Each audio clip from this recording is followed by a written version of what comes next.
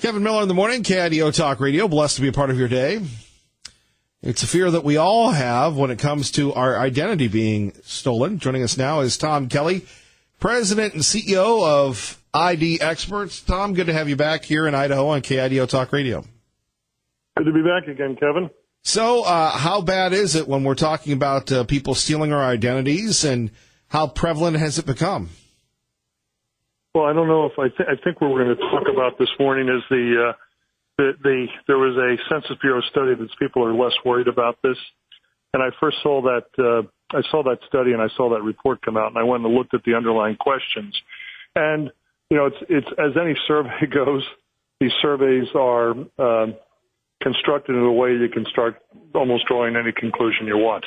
I think that the evidence says that people are still very worried about the fact that well, how big of an issue is it, though?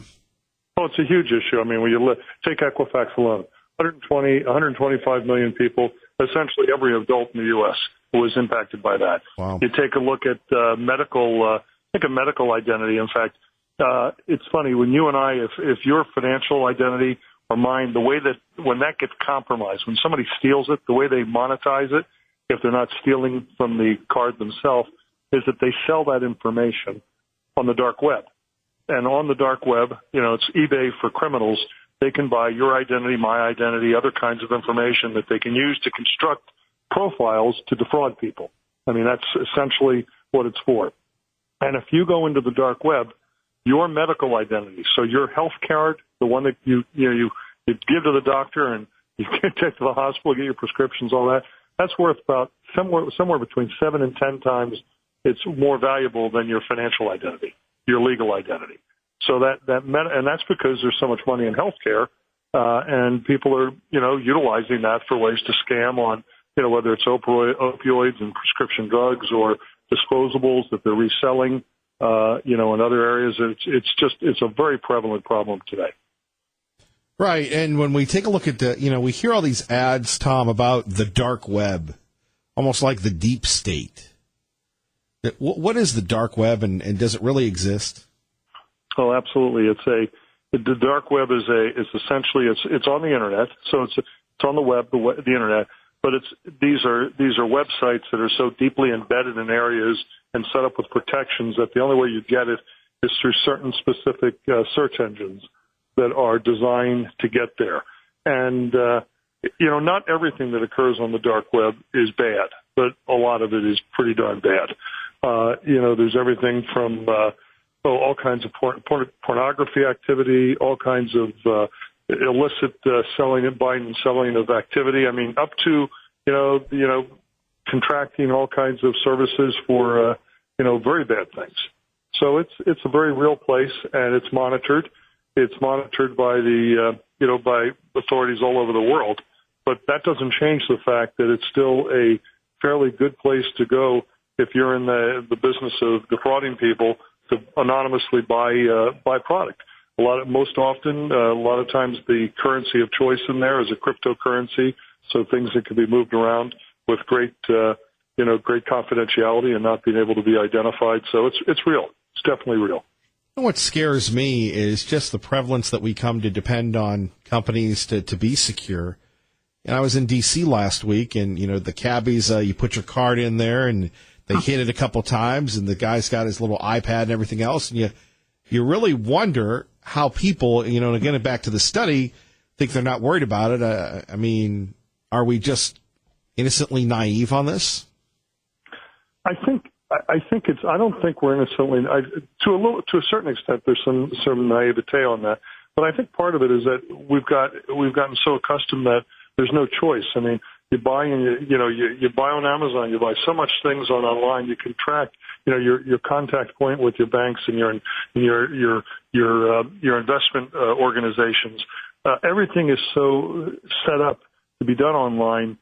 I think a lot of people say, well, what other choice do I have? And if you look at the way these questions were phrased, I don't think they were phrased in a way to say, are you worried about it? It says, has your worry about it stopped you from doing certain things? Well, in many cases, you say, I might be worried about it, but what choice do I have anymore? That's how I have to operate. And so Well, I can go through and give everybody a tremendous little education to scare the heck out of them about what kind of information can be taken. The real thing your listeners ought to be hearing about is what kind of protective measures they ought to be just doing. You know, I say this over and over again, just your security hygiene is really important. You know, changing your passwords, things like that, making them secure and difficult, not using public Wi-Fi all the time or public Wi-Fi to conduct, you know, sensitive transactions, to buy, to sell, certainly not to, you know, to buy securities or do something that's your financial institutions. Those kinds of things are just should be ingrained in us, and we get used to it. But you know, we're in this world now. We have all these smart speakers. These smart speakers listen. They listen 24/7 to what you're saying at home. So if you've got one of those, they're listening all the time. And once they hear the wake word, they start recording. Now you're going to trust whoever you go against. Now hold on, Tom. Yeah. Can you repeat that again, please? Smart speakers. I said, for example, if you've got your Amazon, your Alexa. I mean, there's, you know, how many millions of Americans, and your best friend is a device called Alexa.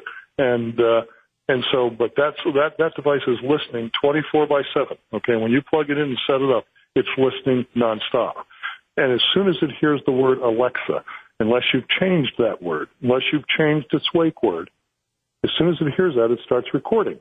And it starts recording in such a way so the Amazon or Google would say, "This is how I serve you better. I'm going to now do a search for the information you've asked for, the product you want to buy, the phone you want to dial, all that information." So we are taking the convenience of all these great products, Alexa being one, even our iPhones, our smartphones. These devices are all tracking us and doing kinds of things to keep an eye on us. And the argument is they do that to serve us better. But we're also given a lot of data. A lot of data.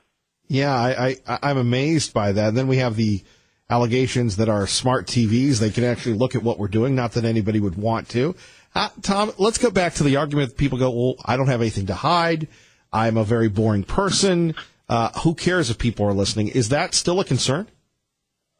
Well, I think, first of all, I think there's some truth to that. So those who say that say, I'm not going to become completely paranoid, and I actually applaud that approach. But on the other hand, it's not that you're a boring person. Your identity becomes something that can be monetized. And so it used to be if you went on vacation, you came home and your TV's gone, your front door's open, something wrong happened. Now you can have somebody take your driver's license, your social security number, match that up with a few other things, create an identity that in fact you'll get, a dunning notice that says you've purchased a property, or you've done this, or you've done that. Now you can get out of that. You can unravel that, but it's an enormous headache. The same thing happens if that were to happen with your medical identity. Okay, if somebody was buying or getting services on using your medical identity, what happens if you go into a emergency room and you're not responsive, you're not conscious, and your medical records have been altered? That can happen, okay? And that can happen with someone getting their hands on your medical identity and using that for procuring services or drugs or other things under your name. Now, once again, you can unravel that as well, but it is it's a headache, and that's what that's what the business, we're in the business, us and others are in it, to try to provide a methodology for people to protect themselves. And this is the world we're in today. Tom, if people want more information about the protection that you offer, what can they do, sir? The best way to do it is to go to our consumer website. Most of our work that we do is with the government and states and large companies, but we now have a product we deliver directly to consumers called MyIDCare, MyIDCare.com, MyIDCare.com. And like I said, I don't want people to be, you and I could go into any one of these subjects in depth, and I think they are fascinating. They really are. But I don't think your listeners ought to be paranoid, but I think they would say, just like I lock my door, I alert my neighbors when I go on a vacation, and I'm going to be gone, things like that, get stopped with paper delivery. there are security things you can do that fall into the same category to kind of look after your security well-being, your cyber well-being. Well, Tom, thank you very much. We appreciate it. Hey, I appreciate it. Thanks for having me on again, Kevin. All right. Our great friend Tom Kelly, ID Experts. Pete, Mountain Home, good morning. You're on KIDO Talk Radio with Kevin Miller. Hey, Pete. Kevin, welcome back to normal America. It is great to be back in America. Where, the humidity is not 168%. You know, my East Coast powers have faded. People are looking at me like I'm just this sweaty mess, and you really, if you haven't been there for years, your resistance is over. Oh, yeah, you step outside and you just melt. Yeah.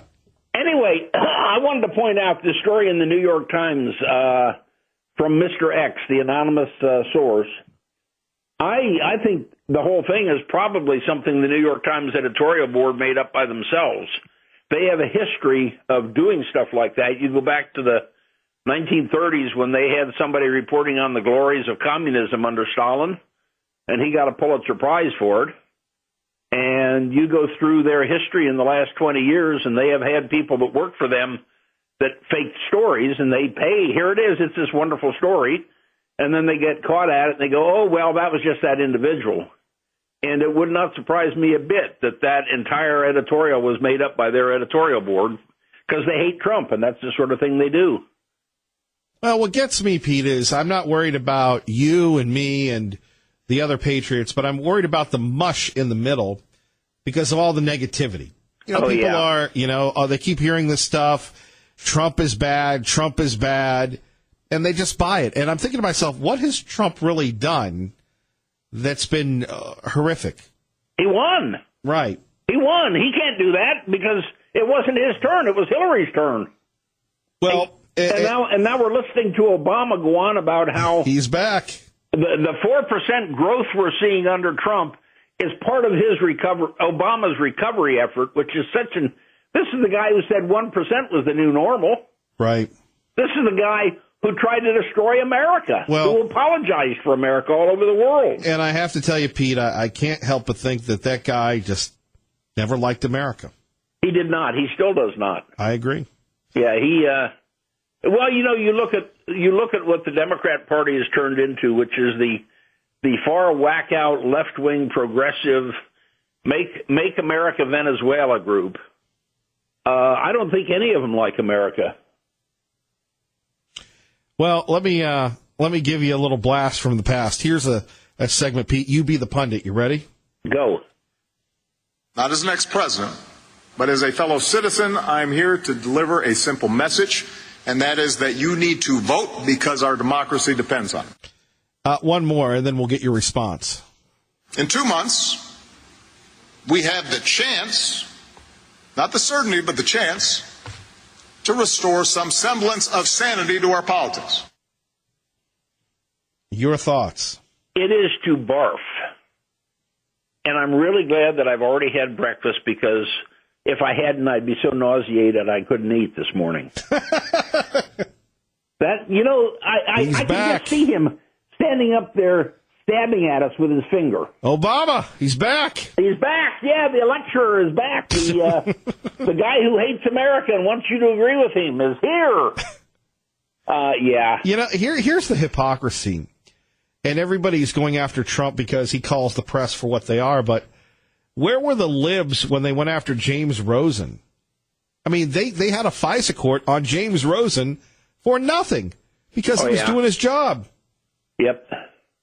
Well, and where are the libs now that we are seeing the actual conspiracy with Russians by Hillary and her campaign and members of the FBI and the Justice Department?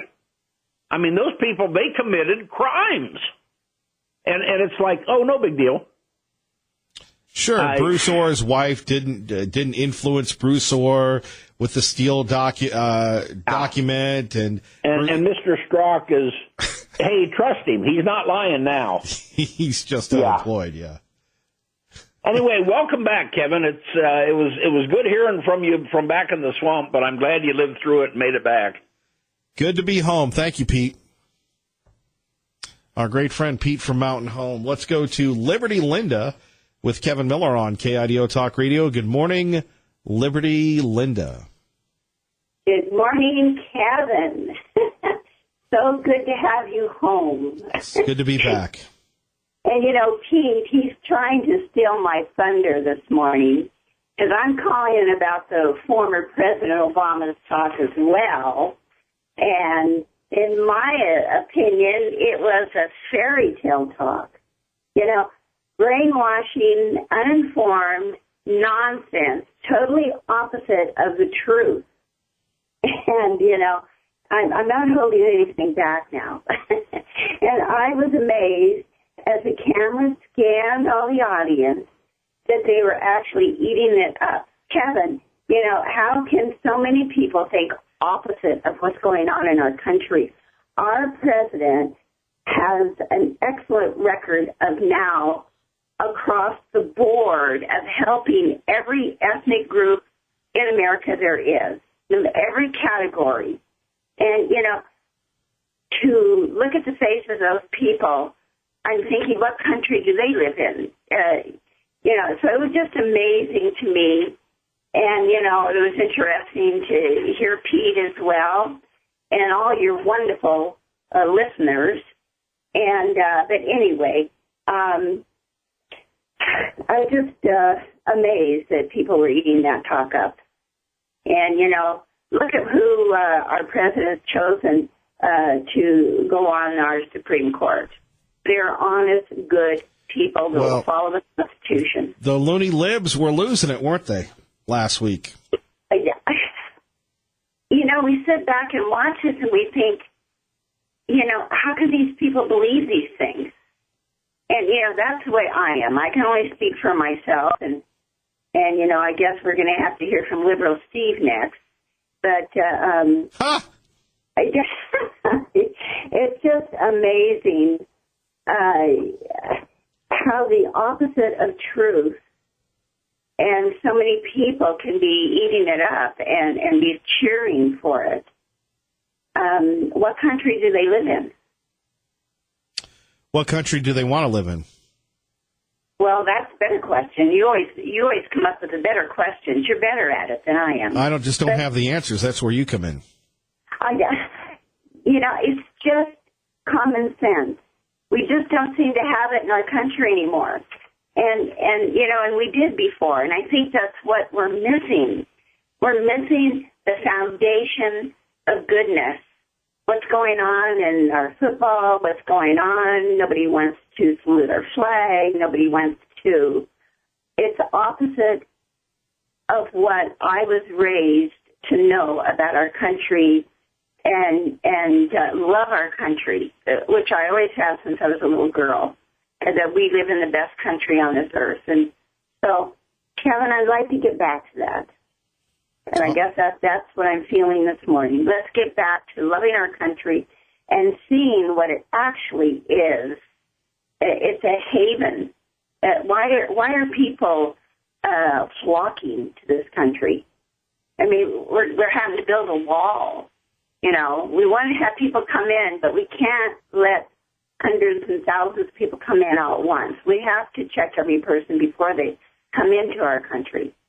So that's what I'm feeling this morning, and I wanted to share that and share that I'm happy you're back. But it's wonderful when you go to Washington, D.C. Love hearing the people you talk to. You bring us as a part of Washington, D.C., and I want to thank you for that, Kevin. I really appreciate it. Well, thank you. You take care, Liberty Linda. Okay, you as well, Kevin. Bye-bye. Bye-bye. 580-5436, 580-KIDO. Coming up next, your thoughts considering Obama being back, the other issue involving just this Kavanaugh hearing. When will they give it up? And one senator from Nebraska says he might become an independent. We'll tell you about that next. Kevin Miller, KIDO Talk Radio. Blessed to be a part of your day. Let's go to Blair in Boise. Blair, good morning. You're on KIDO Talk Radio with Kevin Miller. Hey, good morning, Kevin. Glad to have you back. Good to be back, brother. Hey, if there was one thing that did come out of the Kavanaugh hearings last week, I think everybody ought to go listen to Ben Sass's 15-minute civics lesson, where basically he talked about why the Kavanaugh hearings, why all the Supreme Court justice hearings have become so politicized, and that's because the legislature isn't doing their job. So I would strongly encourage everybody to go listen to that one. I think the other one who nailed it spot on was Ted Cruz when he, talked about how the Kavanaugh hearings were just, people being upset that Donald Trump got to be president. So, what did you make of the whole disingenuousness with the Democrats? It was bizarre world on steroids, it seemed. Well, when you have people that have already published out, oh, we can't vote for this person because he's extreme, they don't even know who the candidate is. And, nobody should be taking anybody like that seriously, and that was practically the entire Democratic Party. I mean, before Kavanaugh's name had even been released, they already had Twitter posts. In fact, some of them even got posted before they had the name, and they said, please oppose this person, blank, please oppose blank, and it's like, really? Seriously? And then they have the rest of the hearings where all like, well, what do you think about this? And they're railing on him about this and this and this. And, these are the people that have already come out and day one have said that they were going to oppose his nomination. It's like, really? Seriously? Or you have, like Senator Cory Booker, who's just interrupting Kamala Harris, interrupting all the time, trying to say, oh, well, you can't do this because we still need all these documents from the time that he was, Bush's paper pusher and stuff. And it's like, you guys are, there's no semblance of reality left in those people. Can't believe anybody still votes for him. Well, Blair, it just shows you how important it is to be informed, and we appreciate your voice. Thank you, sir. Hey, you guys have a great week. And, like I said, glad to have you back. Good to be back. Blessed to be with you. Traffic and weather together. Jim Ducey. And coming up, we'll hear from Liberal Steve. You're listening to Kevin Miller on KIDO Talk Radio. Good morning, Doug. Good morning, Kevin. KIDO Talk Radio, Kevin Miller in the morning. Before we get to Liberal Steve, we go to Jeff Manasso, Fox News Radio, Fox Wheels segment. And how about that Aaron Rodgers last night? What a game. What a game. What a game. I live across the street from some Bears fans. We were going back and forth, and I was going to throw in the towel. I was going to go to bed last night, and thank God I didn't. It was quite a battle, and Aaron Rodgers is the man. Amazing that we're just wondering if he's going to be injured for the season. We heard him in the interview post game, and he said he's got he's feeling fine, and that he's got every intention of taking the field when the Packers host the Vikings next week. So he seemed pretty confident. So we'll see. So when we take a look at Fox Wheels, are we talking about the end of the sedan? I actually did some prep for this segment, and the usual stalwarts when we're talking about the car economy, Honda, Toyota, Nissan are all taking it in the shorts because their sedans aren't selling. Well, you know what that means. If you're in the market for a new car, particularly end of year 18 model, you're going to find an amazing deal, probably 0% financing or close to it. You're going to find that you're going to get invoice price or below. You can get a really nice sedan with probably a full trim package for $15,000, $16,000 at this point right now. So it's a good deal for buyers. However, the market really is trending towards crossovers and SUVs, and that's why you see manufacturers just cranking these things out and coming up with new redesigns. I mean, Buick, your grandfather's former brand. I mean, most of their sales are now SUVs and crossovers, and so it's a sign of the times. People are kind of steering away towards sedans, but the fleet market still really has a lot of interest in fleet in sedans, and there are a lot of people that still drive sedans and still want to drive sedans.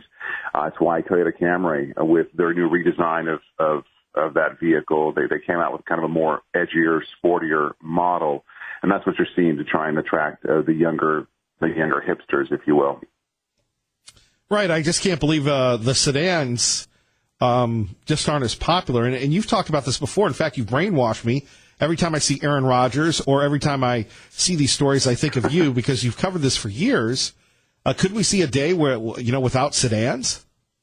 I don't think so. Like I said, there's a need for them well, then again, look, fleets could go to crossovers and SUVs, taxi cabs, and things like that. I think there's always going to be not necessarily a need, but probably a want. There is going to be a smaller side of the market that does want sedans. I'm not sure they're going to go away entirely, but you're seeing many models that are going away and may not come back at all. So we'll see. I'm not sure where the market's going to go, but right now it is all about crossovers and SUVs. Yeah, they ride just so much more comfortable, yet you have people love to be up higher. Yeah, I mean it makes sense. They seem to be pretty popular with folks, and that's one of the concerns. They ride higher. They many of them are all-wheel drive. And it's the safety features that are really attracting folks to these new vehicles. And so, again, I just don't know where the market is trending, 5-10 years down the road. But right now, that appears to be where we're going. But, you look at Tesla, the two of their most popular models, the Model S, the Model 3. I mean, they're basically sedans with hatchbacks, or fastbacks, I guess you could say.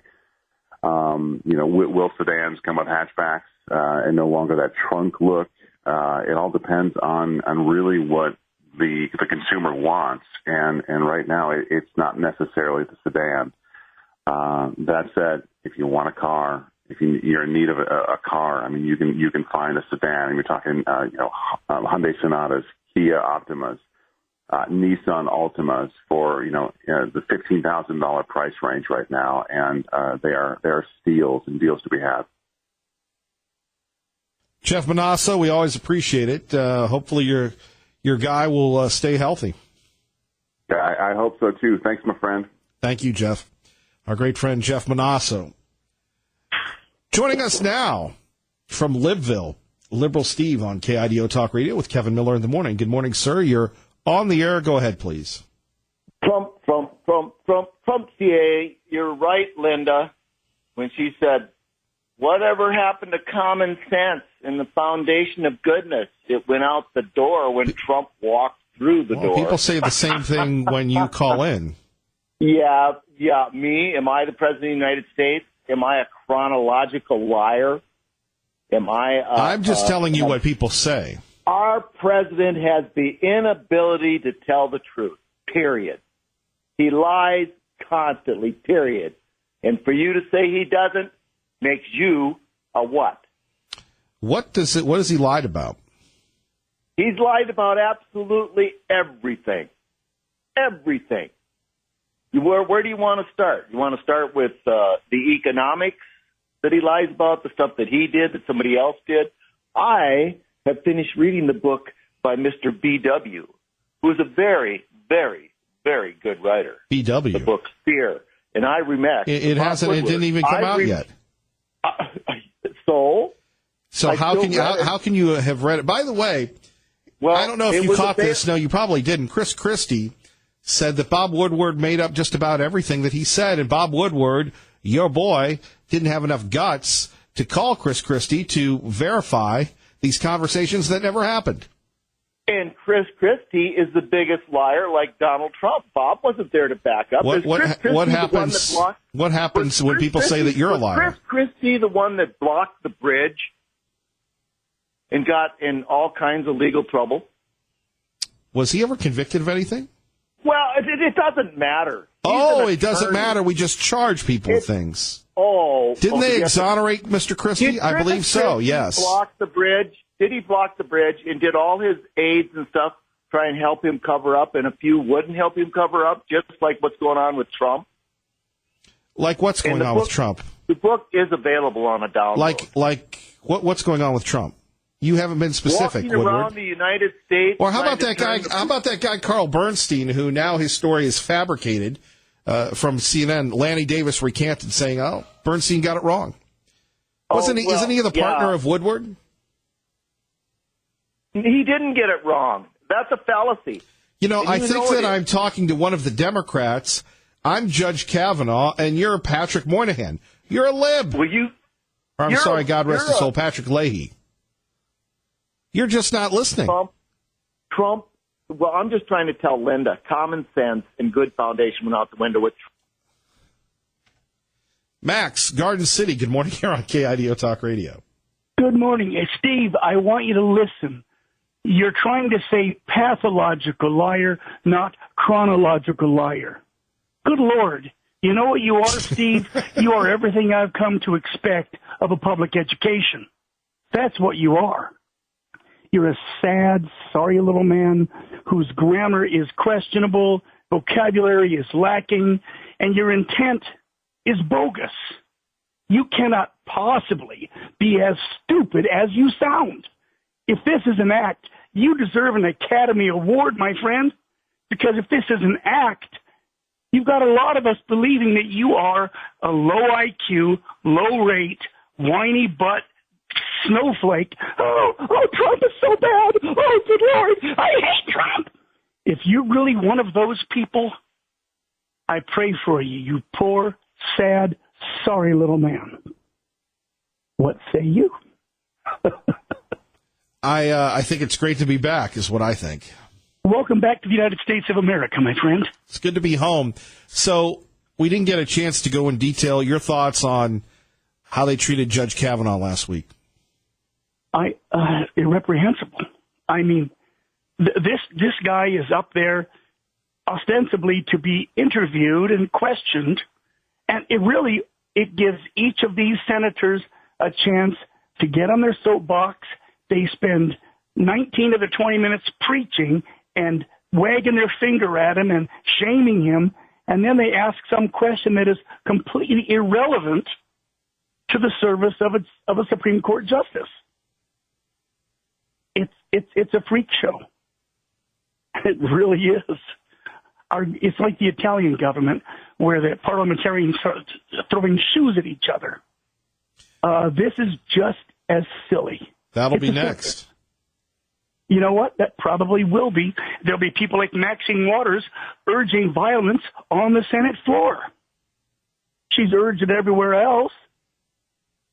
Of course, I don't know which one is worse, her or Feinstein. They make you hurt just to think of the names. I'm going to have to brush my teeth after having said this. Kevin, it is good to have you back, my friend. Max, God bless. Take care, sir. Bye-bye. Bye-bye. Let's go to Tom in Nampa with Kevin Miller on KIDO Talk Radio. Glad to have you back. Good to be home. Yeah, I don't know that I put Feinstein and Maxine Waters in the same boat. I think at least Feinstein, behaves with a little more decorum than some of those Democrats did on that committee. I think it was just abhorrent the way they're already made up their mind, and so they're doing everything they can to block it. They really don't have the votes, so I think they look like a bunch of horses' ass the way Booker and Kamala Harris behaved. But you know what I think the problem is that the new mainstream, according to them, is the Obama presidency. So anybody to the right of that is going to be considered an extremist and out of line. And if this becomes a wave election, like the polls are trying to make us look it's going to be, then you're going to have more of these socialists running, the Bernie Sanders type. Look at, there's a guy with Florida who's ahead in the polls. The Democrat is far off to the left. He admits to being a socialist, and he's ahead in a state like Florida. I could expect this in California or Massachusetts. What do you think of that? Well, he got money from George Soros and Tom Steyer and some billionaires. And look, the billionaires can buy you love, and it shows you how radical these things are, that they've all become, investing big money in these things. Yeah, even in Georgia, it's rated as a toss-up. So I can't see Georgia. I think that's media hype. That young lady is very smart. On the other hand, I can't see Georgia going for a Democratic female African-American governor. Yeah, she was on the cover of Time magazine, blah, blah, blah, but I can't see that happening in Georgia. Well, I don't either. I don't know. I hope the Republicans at least hold the Senate. I think they're going to lose the House, probably lose about 40 seats. Well, here's the other one, though, Tom. That's just conventional wisdom. And you and I both know that. That's just conventional wisdom. Nothing's going to happen in the next 2 years if they do take Congress or even one House, because they're going to just keep pressing for impeachment. And, I think that the Republicans need to say, do you want to move ahead with an agenda that's showed prosperity for this country? Or do you want to, just have nothing but gridlock and rancor and stuff like we see on the Judiciary Committee? I don't remember President Bush, but either one of them, after they left office, becoming as political as Obama and Clinton. Right, Clinton, yes. Right. I don't remember Reagan.